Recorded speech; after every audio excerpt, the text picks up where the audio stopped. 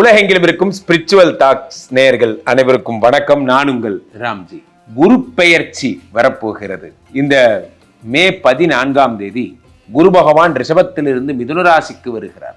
குரு பெயர்ச்சி அப்படின்னா எல்லார் வீட்லேயும் ஒரு சந்தோஷம் என்னன்னா, குருவை ஒரு ஹீரோ மாதிரி, சனியை ஒரு வில்லன் மாதிரி போர்ட்ரேட் பண்ணியிருக்காங்க.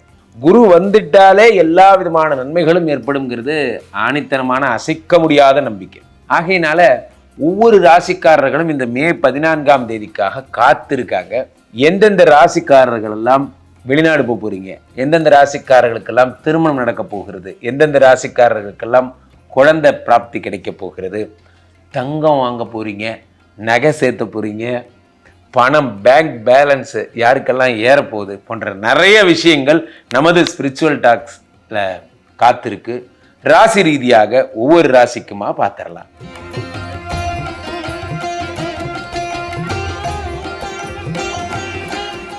சிம்மராசிக்காரர்களுக்கு குரு பெயர்ச்சி பலன்கள் எப்படி இருக்க போகிறது? சிம்மராசிக்காரர்களுக்கு ஜென்ரலாகவே குரு ரொம்ப நல்லவர்.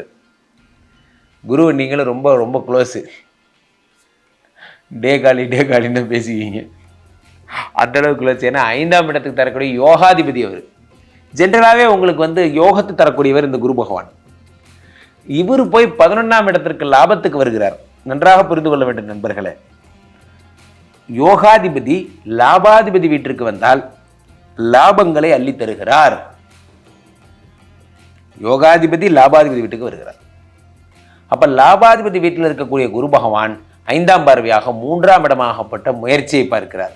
சார், இறைவன்கிட்ட நான் கேட்கறதெல்லாம் ஒரே ஒரு விஷயம்தான். இறைவன்கிட்ட நான் கேட்கறதெல்லாம் ஒரே விஷயம் என்ன சொல்லுங்க?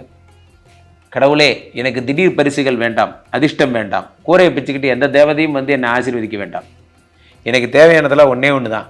என்ன? நான் எடுக்கும் முயற்சிகள் அனைத்தையும் என்னை வெற்றி பெறவை. என் முயற்சிகள் எல்லாம் என்னை வெற்றி பெற செய்தால் போதும். நான் முன்னுக்கு வந்துக்கிறேன், நீ ஒன்றும் பண்ண வேண்டாம். பாரதியார் காளிதேவிக்கு சொன்ன மாதிரி தான், சொல்லடி சிவசக்தி, இவை நல்குவதில் உனக்கேதும் தடையுள்ளதோன்னர்.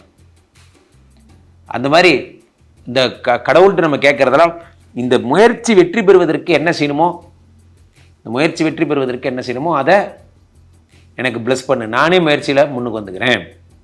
சிம்மராசிக்காரர்களுக்கு 5ஆம் இடத்தை, புத்திரஸ்தானத்தை, பூர்வ புண்ணிய ஸ்தானத்தை, 5ஆம் இடமாகப்பட்ட யோகஸ்தானத்தை குரு பகவான் பார்க்கிறார்.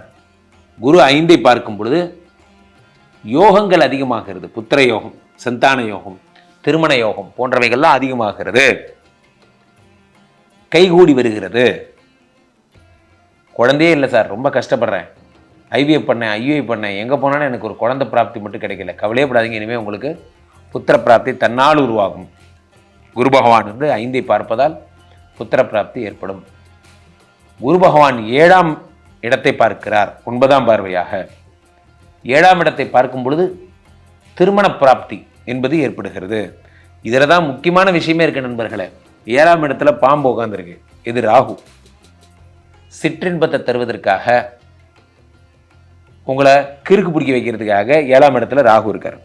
இந்த ராகுவை குரு பகவான் பார்க்கும் பொழுது குரு சண்டால யோகம் உருவாகி ஃபாரின் போற ஆஃபர்ஸ் அதிகமாகிறது. வெளிநாட்டு யோகங்கள் வருகிறது. அதே நேரத்தில் நீங்க என்ன பண்றீங்க? சூப்பரா உங்களுடைய திருமண வாழ்க்கையில் இருக்கக்கூடிய பிரச்சனைகள்லாம் சரியாகி ரொம்ப மகிழ்ச்சியா மற்றவர்கள் முன்னாடி வாழ்ந்து காட்டுறீங்க. உலகத்துல மிகப்பெரிய சந்தோஷமே, ஒரு படத்துல விஜய் சொல்ற மாதிரி தான், நம்ம நல்லாவே இருக்கக்கூடாதுன்னு நினைக்கிறவங்க முன்னாடி நல்லா வாழ்ந்து காட்டுறது இருக்கு பார்த்தீங்களா, அதான் உலகத்தில் மிகப்பெரிய சந்தோஷம். ஹாப்பியாக வாழ்ந்து காட்டணும். யார் முன்னாடி? 2 பேர்கிட்ட நம்மளுடைய விஷயத்தை எக்ஸ்போஸ் பண்ணி 10 காசு பிரயோஜனம் இல்லை. எதிரிட்ட உங்களோட விஷயத்தை பற்றி சொல்ல போறீங்களா? சொல்லுங்க. ஏன்னா அவன் அது என்னன்னே காது கொடுத்து கேட்க மாட்டான். இதை நான் படித்தேன் சார், நீங்களும் படிச்சிருப்பீங்க. மனதை தொட்ட வரிகள். உங்கள் நண்பன்கிட்ட போய் உங்களோட பெருமையெல்லாம் சொல்ல போறீங்களா? அவனுக்கு அது தேவையே கிடையாது. அப்போ நீங்கள் யாருக்கிட்ட தான் பெருமையை காட்டணும்? பக்கத்திலே இருந்து துரோகம் பண்ணவங்க, உங்கள் குடும்பத்திலே இருந்து நீங்கள் உங்கள் மேலே கண் வைக்கிறவங்க, நீங்கள் நல்லா இருக்கக்கூடாதுன்னு நினைக்கிறேன், இவங்க முன்னாடி வாழ்ந்து காட்டணும். நண்பர்களே, ஒரு விஷயத்தை நான் பார்க்கிறேன், உலகமெங்கும் நான் செல்லுகிறேன், இளைஞர்கள் கண்களில் எல்லாம் ஒரு வெளிச்சத்தை பார்க்கிறேன். நீங்கள்லாம் தொழில் முனைவனாகணும்னு ஆசைப்படுறீங்க, தொழில் முனைவராகிறீங்க. சின்ன சின்ன பசங்கள்லாம் இன்னைக்கு என்னென்னமோ வேலைகள்லாம் பண்ணுறீங்க. இந்த குரு பகவான் 7ஆம் இடத்தை பார்க்கும்போது new exposures, new thinking, new possibilities உருவாக்குறார். புதிய எண்ணங்கள். யாரா அந்த பையன், நான் தான் அந்த பையன், இப்படி யோசிக்கிறான் பாருங்க. இதெல்லாம் பார்க்கும்போது எனக்கு ஆச்சரியமா இருக்கு. அடுத்த தலைமுறை வேற மாதிரி யோசிக்குது, அடுத்த தலைமுறை வேற மாதிரி திங்க் பண்ண ஆரம்பிச்சிட்டிங்க. வாழ்த்துக்கள். அதே நேரத்தில் குரு பகவான் 7 பார்க்கறதுனால உங்களுடைய யோசனை மக்களுக்கு பயனுள்ளதாக இருக்கட்டும். சிம்மராசிக்காரர்களுக்கெல்லாம் மிக அற்புதமான டிஜிட்டல் சம்பந்தமான முன்னேற்றங்கள் எல்லாம் ஏற்படும். அதனால சிரிச்சுட்டே இருக்க போறீங்க. உங்களுக்கு என்ன சார், உனக்கு என்னப்பா, ராஜா வீட்டுக்கு என்ன குட்டிங்கிற மாதிரி தான். உங்களுக்கு என்னங்க, ஜம்முன்னு இருக்க போறீங்க. ஸோ சிம்மராசிக்காரர்கள் 100க்கு 97 மார்க். குரு பகவானை தேவகுரு ப்ரஹஸ்பதி என்று அழைக்கிறார்கள். பொதுவாகவே பார்த்தீங்கன்னா நண்பர்களே, யாரையாவது சொல்லும்போது பெரிய ப்ரஹஸ்பதி வந்துட்டார் இவர் அப்படின்னு நம்ம சொல்லுவோம். ப்ரஹஸ்பதினா என்ன அப்படின்னா எல்லாம் தெரிந்தவர் குரு. குருவுக்கு தெரியாத விஷயங்களே கிடையாது. அதனால தான் ஜோதிட சாஸ்திரத்திலே சூரிய பகவான் யார், இந்த ஹெச்ஓடி, அவருக்கே பாடம் சொல்லக்கூடிய ஒரு குருங்கிற ஸ்தானத்தில் யார் வச்சுருக்காங்கன்னா அவர் தான் வச்சுருக்காங்க. காரணம் என்ன அப்படின்னா மதியூகி அப்படின்னு நம்ம புதனை சொல்லலாம். ஆனால் ஒரு விஷயத்தை எப்படி செய்யணுங்கிறத நமக்கு சொல்லித்தர்றது இந்த குரு தான். அது எந்த விஷயமா இருந்தாலும். ஜோதிட சாஸ்திரத்தில் இந்த குருவை தங்கம் என்று பொருள் சொல்கிறாங்க. தங்கம், சொர்ணம். உலோகங்களிலே இப்போ சனின்னா இரும்பு, சுக்கரன்னா வெள்ளிங்கிற மாதிரி குருனா தங்கம். இந்த தங்கம் அப்படிங்கிறது எல்லாமே குரு தான். தங்கம் ஆர்னமெண்ட்ஸ் ஆகட்டும், தங்க காயின், எது இருந்தாலும் குரு தான். அப்போ இந்த குரு பகவான் வந்தாலே ஒருத்தர் வீட்டில் மகிழ்ச்சியும் சந்தோஷமும் வருகிறது என்பது மாற்ற முடியாத கருத்து. இந்த வருடத்தில் மிதுன ராசிக்கு குரு பகவான் வருகிறார். மிதுனம் என்பது புதனுடைய வீடு, வித்யாகாரகன் புதனுடைய வீடு. இந்த புதனுடைய வீட்டுக்கு குரு பகவான் வருவது அப்படிங்கிறது எப்படின்னா, புதன் ஏற்கனவே வித்யாகாரகன், படிப்புக்கு அதிபதி. அவர் வீட்டுக்கு குரு பகவான் வரும்போது வித்யைகள் அதிகமாகிறது. அதாவது படிப்பு அதிகமாகிறது. படிப்பு அதிகமாகனா படிக்கணுங்கிற இன்ட்ரெஸ்ட் அதிகமாகிறது. கடைசியாக படித்த புத்தகம் என்ன அப்படின்னு கேட்டால் இங்கே நிறைய பேர்ட்ட பதிலே இல்லை. ஏன்னா நாம் புத்தகங்கள் படிப்பதே குறைச்சிட்டோம். குரு பகவான் புதனுடைய வீட்டிற்கு செல்லும் பொழுது படிக்கின்ற ஆர்வத்தை தூண்டுகிறார், அறிவை பெருக்குகின்ற ஆர்வத்தை தூண்டுகிறார், டிஜிட்டல் இன்னோவேஷன்ஸை தூண்டுகிறார். உலகத்தில் நண்பர்களே, இன்னோவேஷன்ஸ் மட்டும்தான் உலகத்தை அடுத்த படிநிலைக்கு அழைத்து செல்கிறது. அதில் இந்த டிஜிட்டல் இன்னோவேஷன்ஸ் இருக்கு பார்த்தீங்களா. இன்று அப்பியர் டிஸ்அப்பியர் வரும்னு பேசிக்கிறாங்க. இந்த ஊரில் நான் இப்போ அப்பியர் ஆகிறேன், திருநெல்வேலியில் டிஸ்அப்பியர் ஆயிடுவேன், அந்த மாதிரிலாம் பேசிக்கிறாங்க.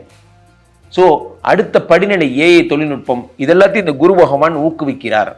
புதனுடைய வீட்டிற்கு அனைத்தையும் தொழில்நுட்ப ரீதியாக அணுகுகிறார்கள்.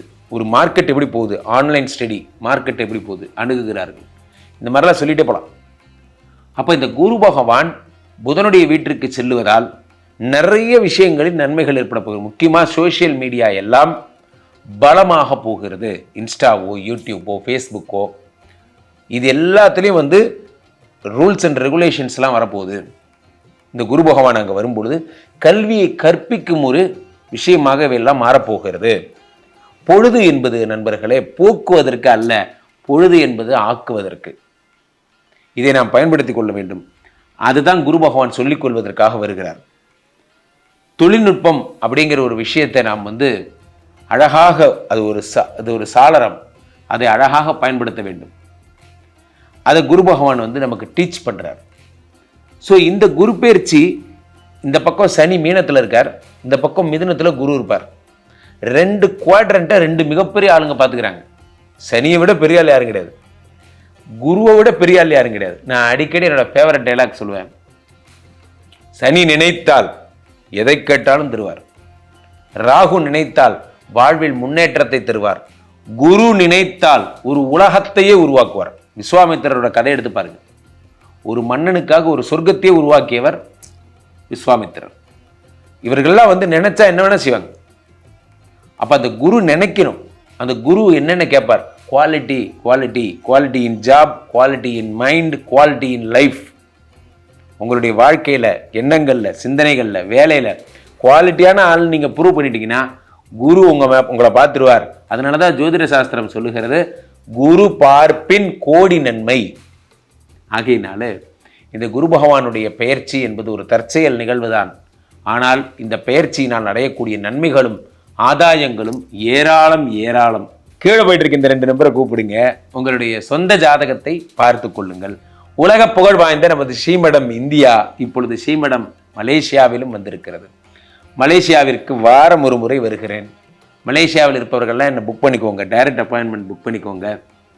உங்கள் வீட்டுக்கே வந்து யாருக்கெல்லாம் விஷ்ணுமாயா ஹோமங்கள் வேணுமோ செய்து தருகிறேன். மீண்டும் ஒரு நல்ல பதிவில் சந்திப்போம்.